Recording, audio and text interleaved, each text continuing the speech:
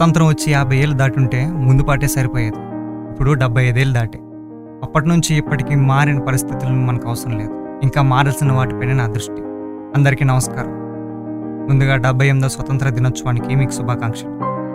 ఈ వీడియో ఈ ఒక్కరోజుకే కాదు, ఈ సమాజం మారేంత వరకు వాస్తవంగానే ఉంటుంది. కాబట్టి స్కిప్ చేయకుండా మొత్తం చూడండి. 2 శతాబ్దాల బానిసత్వం నుండి విడుదలై 7 దశాబ్దాలు దాటాయి. రాచరికం నుండి నియతత్వానికి వెళ్ళాం, చివరికి ప్రజాస్వామ్యానికి వచ్చాం. రాజుల కింద నుండి దొరల కిందకి వెళ్ళాం, చివరికి రాజకీయ నాయకుల కిందకి వచ్చాం. బ్రిటిష్ వారు వ్యాపారం కోసం ఇండియా వచ్చారు. సుగంధ ద్రవ్యాలను బంగారంతో కొనుగోలు చేసేవారు. అలా వ్యాపారస్తులయ్యారు.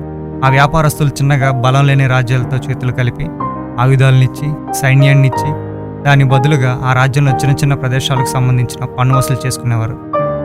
అలా పన్ను వసూలు చేయడంలో రకరకాల పద్ధతులను ప్రవేశపెట్టి చిన్న రైతుల నుండి చిన్నగా రాజుల వరకు అందరినీ అదుపులో పెట్టుకొని పెత్తనం చెలాయిస్తూ బానిసలుగా చేసుకున్నారు.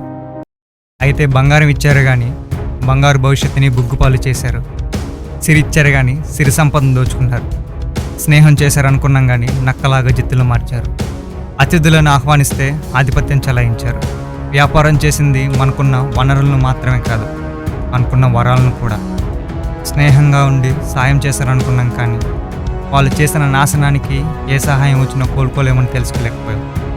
ఎదురున్న శత్రు నాశనం చూసాం కానీ వెన్నుపోటు పొడుస్తాడని ఊహించలేకపోయాం. ఆయుధాలనిచ్చి సైన్యాన్నిచ్చి శత్రువును ఓడించాడు అనుకున్నాం కానీ నిజమైన శత్రువు వాడని ఊహించలేకపోయాం. మన బలం తక్కువే కాదు, మన బుద్ధి తక్కువై అత్యాశ ఎక్కువై లొంగిపోయాం. ప్రతి వెన్నుకు పన్ను వసూలు చేశారు. పండించిన వాడు కడుపు నిండకపోయినా పాలించేవాడు ఖజానా నింపుకున్నారు. బానిసత్వం అంటే బానిసలుగా చేసుకోవడమే కాదు, మన భావాలను బయటికి చెప్పలేకపోవటం.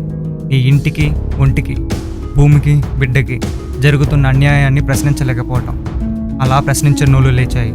పండెందుకని అడిగిన వారిని చంపారు, మా మన్నెందుకని అడిగిన వారిని చంపారు, ప్రశ్న అడిగిన వారిని చంపారు. చివరికి ఉద్యమకారులను తిరుగుబాటుదారులుగా ముద్ర వేసి ఉరికంబాలకు వేలాడదీశారు. గాంధీ శాంతము, బోస్ పంతము, కనిపించే వీరుల పోరాటము, వినిపించని దినుల ఆరాటము, వీళ్ళందరి బంధము మనకు స్వతంత్రం వచ్చింది. ప్రజలను ప్రజలే పాలించే ప్రజాస్వామ్యం వచ్చింది. పాలన రాసుకున్నాం, పరిపాలన చేసుకున్నాం, అభివృద్ధి ఇంకా చేసుకుంటూనే ఉన్నాం.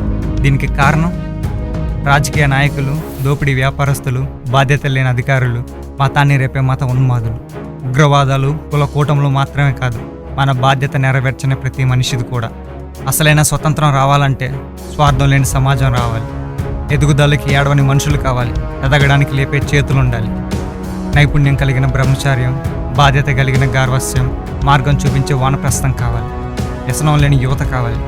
సుఖాలకు లొంగని కుటుంబాలు కావాలి. ప్రతిభతో నిండిన పల్లెలు కావాలి. విద్యతో నిండిన వీధులు కావాలి.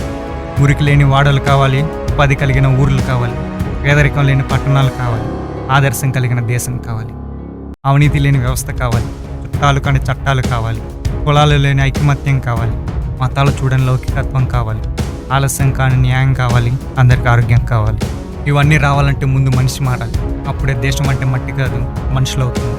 2025 నాటికల్లా నా దేశం ప్రపంచంలో మొదటి స్థాయిలో ఉంటుందని ప్రమాణం చేశాం. మన బాధ్యత రహితం వల్ల ఆ పని చేయలేకపోయాం. ఇప్పుడు మా తరానికి ఒక గమ్యం ఉంది, వికసిత్ భారత్. స్వతంత్రం వచ్చి 100 ఏళ్ళు అంటే 2047 కల్లా భారతదేశం ప్రపంచంలో మొదటి స్థానంలో ఉండాలి. అలా ఉండాలంటే వ్యవస్థ మారడం కాదు, ఆ వ్యవస్థలో ఉన్న మనిషి మారాలి. ముఖ్యంగా నువ్వు మారాలి. ఇది చూసిన అందరూ మారుతారని తెలియదు, కానీ చిన్న నిప్పురవ్వ చాలు కారు చిచ్చుకి, ఒక మనిషి చాలు పెద్ద మార్పుకి.